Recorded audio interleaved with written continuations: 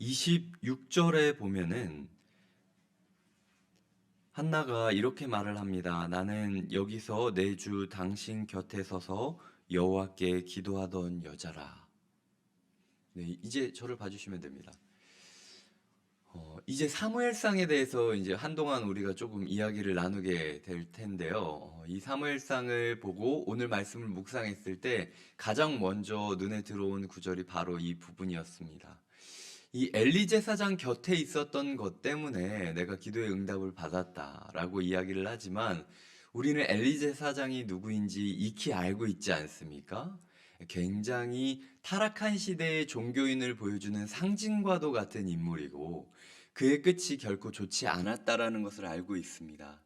하지만 그럼에도 불구하고 하나님께서는 그 타락하고 무력하고 무능한 그 종의 곁을 통해서도 하나님께서 이 한나라는 여인을 위로하고 계시고 응답하고 계시다라는 사실이 저에게 큰 위로가 되었습니다. 제가 말을 잘하기 때문에, 제가 능력이 있기 때문에, 아니면 제가 무엇을 해줄 수 있기 때문에 성도님들이 제 곁에서 하나님께서 주시는 말씀을 듣는 게 아니다라는 사실이 저에게 큰 위로가 되었습니다. 나의 능력과 자질이 아니라 지금 이 시간 주님께서 주님의 말씀을 행해 주시고 주님께서 이 자리에 계신 성도님 한 분 한 분 가운데 역사하여 주셔서 부족한 종이지만 부족한 종을 통하여 들려지는 이야기를 통해 하나님 나라의 역사가 성도님 가정 가운데, 기업 가운데, 다락방과 교회 가운데 시작되시기를 축복드립니다. 이 시간 우리가 오늘 예배에 대해서 한번 살펴보려고 합니다. 왜냐면은 이 1장에서만 해도 여호와께 올라갔다라는 예배를 드리는 당시 예배전을 그 산 위에 있지 않았습니까? 그래서 올라가다라는 표현을 예배를 상징하는 표현으로 사용하고 있는데 사무엘상 1장은 예배를 올라갔다라는 표현을 의도적으로 7번 사용하고 있습니다. 그래서 한나라는 존재가 그저 살아갔기 때문에 우연한 기회에 하나님께 은혜를 입었던 존재가 아니라 그녀의 인생을 하나의 키워드로 요약한다면 예배였다. 그녀는 어떻게든 예배를 드리려고 몸부림쳤기 때문에 철저하게 예배로 점칠된 그녀의 삶 가운데 하나님께서 사무엘을 보내주셨다라고 이야기하시는 것이죠. 마침 우리가 어제 아벨에 대해서 이야기를 시작하며 앞으로 한동안 예배에 대해 다루겠다라고 이야기를 드렸는데 오늘의 말씀을 준비하기 위해 성경을 펼쳤을 때 하나님께서 그 흐름을 우리의 삶에 이어가길 원하신다라는 확신을 받게 되었습니다. 그래서 오늘은 제가 한나의 예배 생활이 어떠했는지를 몇 가지 예를 들어서 설명을 드리고 우리도 그러한 예배자가 되기를 위하여 함께 기도하는 시간을 가지려고 합니다. 첫 번째로 한나의 예배 생활에 있어서 중요한 것은 한나는 예배가 일상으로 이어지는 예배자였다라는 것입니다. 19절입니다. 그들이 아침에 일찍이 일어나 여호와 앞에 경배하고 돌아가 라마의 자기 집에 이르니라. 엘가나가 그의 아내 한나와 동침하매 여호와께서 그를 생각하신지라. 18절에서 엘리를 통하여 제사장을 통하여 응답을 받았을 때 다시는 근심하지 않았다라고 이야기할 정도로 이 한나의 마음 가운데 감정적인 해소가 있었습니다. 그런데 우리는 예배당 안에서 은혜를 받고 마음이 쫙 씻겨져 내려가면은 어떻습니까? 그냥 그걸로 끝낼 때가 있죠. 그리고 또 다른 어려움들이 있을 때면은 그때서야 다시 하나님 앞에 나와서 이것 좀 씻어달라고, 이것 좀 풀어달라고 이야기하는 경향이 있습니다.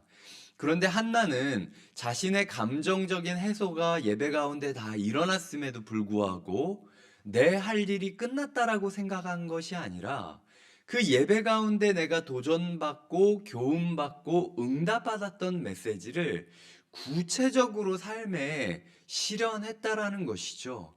그녀가 예배를 드리고 마음이 너무 기뻐서 오늘은 그냥 자야겠다라고 생각하고 그냥 집어치고 그냥 잤다면 사실 그 예배가 삶으로 이어지지 않았을 겁니다. 우리의 삶이 예배가 이 교회당 안에만 국한되어져 있는 것은 아닌지 하나님께서는 오늘 첫 번째로 질문하고 계신다라는 것이죠. 자, 이제 월요일 새벽이다. 한 주를 보내게 될 거야. 너희가 어제 그 코맥스 예배당 안에서 어떻게든 우리가 진정한 예배자가 되게 해달라고 내가 몸부림치겠다라고 그것이 나의 인생의 돌파구라고 기도했지 않니? 근데 너 오늘 아침 어떻게 일상을 살아가고 있니? 정말로 너의 주어를 네가 아니라 하나님으로 바꾸기 위하여 너희의 가정을 하나님의 믿음의 가정으로 바꾸기 위하여 네가 무엇을 드리고 있니? 라고 이야기하시는 하나님의 음성을 우리 마음 가운데 엄중한 도전으로 여기시기를 부탁드립니다. 두 번째로는 한나의 예배는 관습대로 하지 않았다라는 겁니다. 즉 뻔하지 않은 예배였다라는 거죠. 굉장히 희한한 구절이 나오는데요.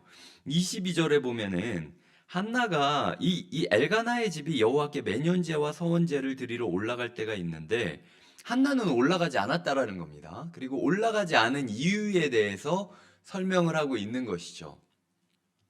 그녀는 그냥 온 집이 가야 되기 때문에 내가 예배를 드려야 된다라고 생각하지 않았던 겁니다. 내가 평생 동안 이 한나가 평생 예배자였다라고 이야기하지 않습니까?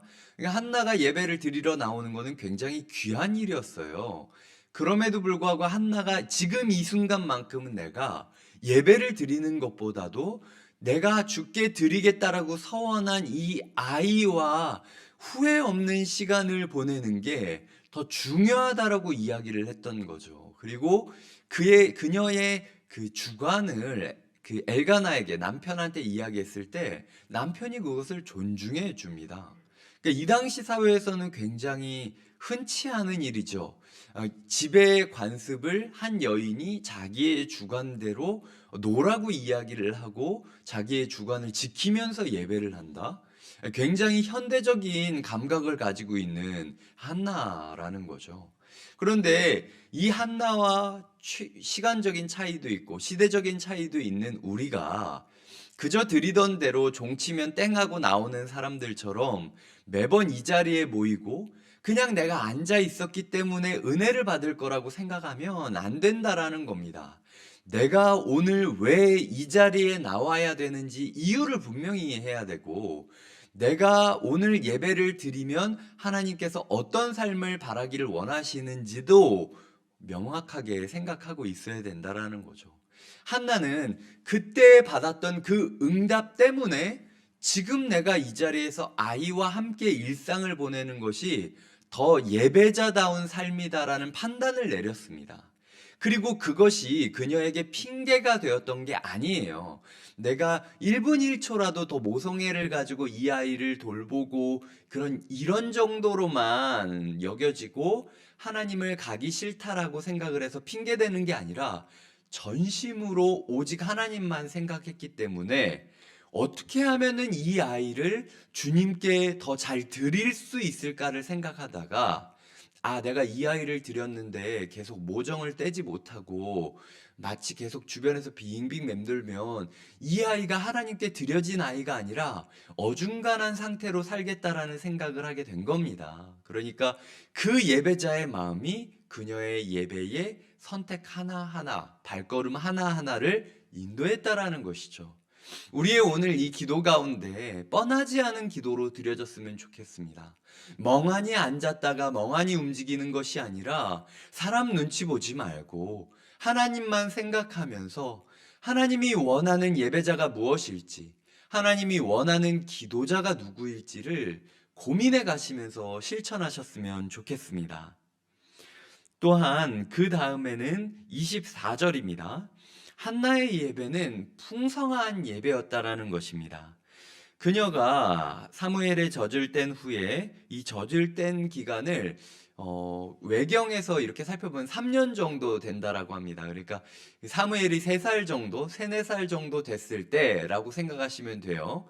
사무엘이 3, 4살 정도 됐을 때 그녀가 예배의 자리로 다시 한번 올라갑니다. 수소 3마리와 밀가루 1에바, 포도주 1가죽 부대를 가지고 여호와의 집에 나아갔다라고 하는데 그때 아이가 어렸다라고 이야기를 하고 있죠.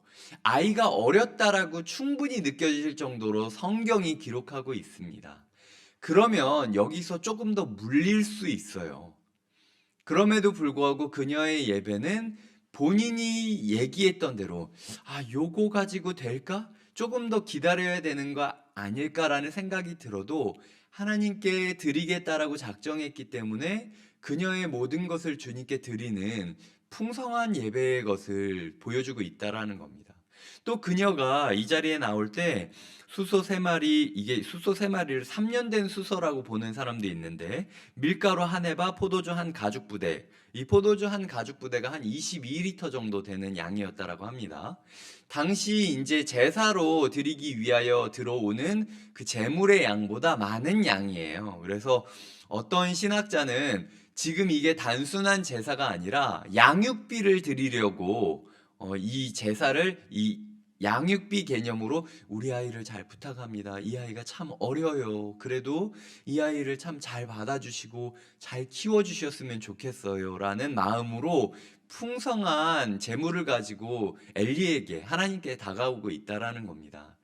이 한나의 예배에 있어서는 간 보는 게 없었다라는 거죠. 그러니까 자꾸 이렇게 재고 이 정도까지 될까? 이 정도면은 어떨까라는 식으로 경계선을 그으려고 했던 게 아니라 하나님께 드린 예배자의 인생이라고 자기를 정체성을 두니까 후히 주시는 하나님을 감사하며 자기 또한 후히 주고 신뢰로 맡기는 부분들이 있었다라는 겁니다. 여기까지 요약하자면 한나의 예배는 예배당에만 국한되어 있지 않고 일상으로 이어지는 예배였고, 두 번째로 한나의 예배는 뻔하지 않았고 모든 예배의 행동에 이유와 목적이 분명했다라는 거죠. 세 번째로 한나의 예배는 간보지 않았다는 겁니다.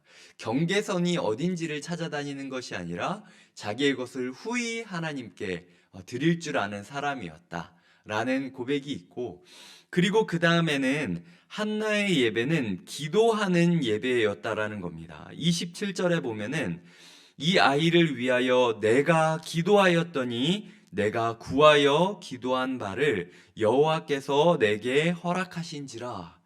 그러므로 나도 그를 여호와께 드리되라고 이렇게 이야기를 하고 있습니다. 그러니까 그녀의 삶에 있어서 기도의 응답이 있었고 기도의 응답에 따른 자신의 응답이 있었다라는 거죠. 기도가 형식적인 것으로 끝나는 것이 아니라 기도가 살아있는 예배자였다라는 것입니다. 이 사무엘상을 보면은 시작은 한나의 기도로 시작하고 끝은 사무엘 상하를 보면 시작은 한나의 기도로 시작하고 끝은 다윗의 기도로 끝납니다. 그러니까 어머니의 기도와 그 아들의 기도가 이제 매칭이 되고 있는 거죠. 그래서 기도로 시작해서 기도로 끝나게 됐던 게 하나님의 왕국이다라고 기억하시면 될 것 같습니다. 이거는 제가 내일 다시 한번 확인을 드릴게요. 왜냐하면 제가 알기로는 마지막에도 기도로 끝나는 게 맞거든요. 그리고 이 한나라는 여인을 생각해 봤을 때 이 사무엘서에 중심된 인물이 4명이 있지 않습니까? 첫 번째로는 한나, 두 번째로는 사무엘, 세 번째로는 사울, 네 번째로는 다윗입니다. 그런데 이 한나는 성별도 다르고, 그리고 이 이스라엘의 대표 선지자, 그리고 이스라엘의 첫 번째 왕, 이스라엘의 가장 뛰어난 왕과 비교했을 때는 한없이 초라한 사람입니다. 하지만 하나님께서는 그 한나의 기도에 응답하셨기 때문에 그 왕국을 시작하고 있다라고 하시는 거죠. 믿음의 엘리트주의를 버려야 된다라고 제가 계속 이야기하고 있습니다. 하나님께서는 하나님을 사랑하고 하나님께 기도하는 연약한 한 사람을 통해서 하나님의 나라를 시작하실 거라는 사실, 우리의 가정에 갑자기 무당 불러서 굿하듯이 목사님 한번 초청해서 신방한다고 우리의 집이 바뀌는 거 아닙니다. 하나님께서 원하는 마음으로 심령을 쪼개어 기도하는 예배자가 그 가정에 생기게 된다면 그 가정이 하나님의 나라로 일구어져 갈 것을 신뢰하시면서 기도의 자리로 나아가길 바랍니다. 마지막으로 5번째는 한나의 예배는 하나님께 응답하는 예배였다라는 겁니다. 그런데 그 응답에 있어서 중요한 게 무엇이냐? 주어가 내가 아니라 하나님 위주의 예배를 드리는 사람이었다라는 것이죠. 28절에 보면 그러므로 나도 그를 여호와께 드리되 그의 평생을 여호와께 드리나이다 하고 그가 거기서 여호와께 경배하니라. 처음에 제가 사무엘서 1장을 읽었을 때 의아했던 점은 그렇게 아들을 구했으면서도 어떻게 이 아들을 버리듯이 젖대자마자 올려보낼 수가 있지? 라는 지점이었습니다. 그런데 이 마지막 구절을 묵상했을 때 제가 깨달았던 사실은 한나에게 있어서 가장 중요한 인생의 중심은 하나님이었던 거예요. 그러니까 그녀가 기도할 때 자녀를 달라고 기도했던 것도 내가 자녀가 없으면 밉보일까봐 기도했던 게 아니라 이 시대 가운데 하나님이 나에게 자녀를 허락하시면 하나님이 나를 사랑한다는 것을 내가 믿을 수 있을 것 같다.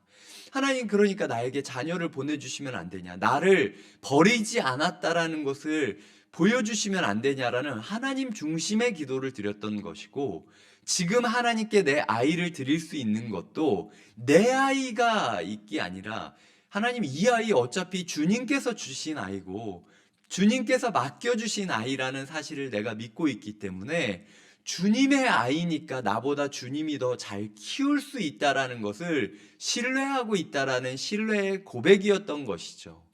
그러니까 하나의 인생 가운데는 항상 자기중심적인 예배를 드렸던 게 아니라 하나님 중심적으로 예배를 드리고 하나님 중심적으로 생각을 하며 움직이는 예배자의 모습을 보이고 있었다라는 것입니다.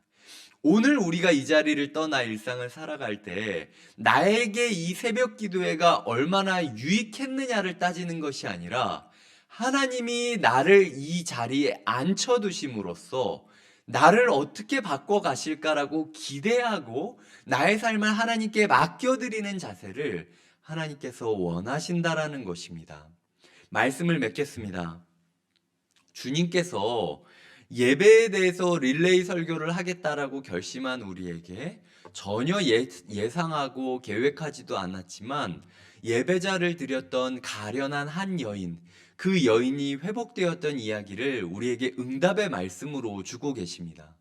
저는 이게 태초부터 시작된 하나님의 응답이라고 생각하고 있어요. 그리고 개인적으로는 하나님께서 우리 교회를 너무나도 사랑하시고 제가 예상하고 이날 이 설교를 하겠다라고 계획한 게 아니었음에도 불구하고 주님께서 우리가 영적으로 흘러가는 이 방향 가운데 너 제대로 잡고 있는 거야, 우리 교회 제대로 가고 있는 거다라고 시그널을 보내주신다라는 확신 가운데 감사하면서 이 메시지를 준비했습니다. 오늘 우리의 예배가 회복되길 바랍니다. 한나의 예배를 통해서 세상이 바뀌었듯 오늘 이 자리에 계신 한 분 한 분의 예배를 통해서 우리 교회가 바뀔 것이고 이 시대가 바뀔 것을 제가 믿습니다. 함께 기도하시겠습니다. 오늘 우리가 함께 기도할 때에 한나의 예배에 대해서 우리가 5가지로 이야기를 나눴습니다. 하나님, 우리가 예배자가 되게 하여 주시옵소서. 우리의 예배가 주님께 드려지게 하여 주시옵소서. 이 시간 마음을 다하여 예배자가 되기를 꿈꾸며 함께 기도하시겠습니다. 하나님 아버지, 오늘도 우리를 예배의 자리에 불러주시니 감사드립니다. 한나의 인생을 바라봤을 때 평생 동안 예배를 드리고 그녀의 인생 가운데 온전하게 예배자로 세팅되어져 있던 것들을 우리가 보게 되었습니다. 하나님, 우리가 한나의 예배를 배우게 하여 주시옵소서. 예배를 예배당 안으로만 국한시키지 않게 하여 주시고 이 예배를 어떻게 삶으로 이어갈지를 고민하게 하여 주시고 도전하게 하여 주시옵소서. 하나님, 또한 우리의 예배가 뻔하지 않게 하여 주시옵소서. 모든 예배의 이유와 목적이 분명하게 하여 주시옵소서. 하나님, 우리가 후히 주시는 하나님을 기억하며 우리의 모든 것을 간보지 않고 후히 드리게 하여 주시옵소서. 그리고 이 모든 예배 가운데 기도, 하나님과의 커뮤니케이션이 중심이 되어야 된다라는 사실을 기억하며 하나님께 커뮤니케이션을 듣고 하나님께 커뮤니케이션을 하는 하나님 아버지 소통의 예배가 될 수 있도록 주님께서 붙잡아 주시옵소서. 그리하여 우리의 삶 가운데 나를 위한 예배를 드리는 것이 아니라 하나님을 위한 예배로 드려질 수 있도록 주님께서 붙잡아 주시고 인도하여 주시옵소서.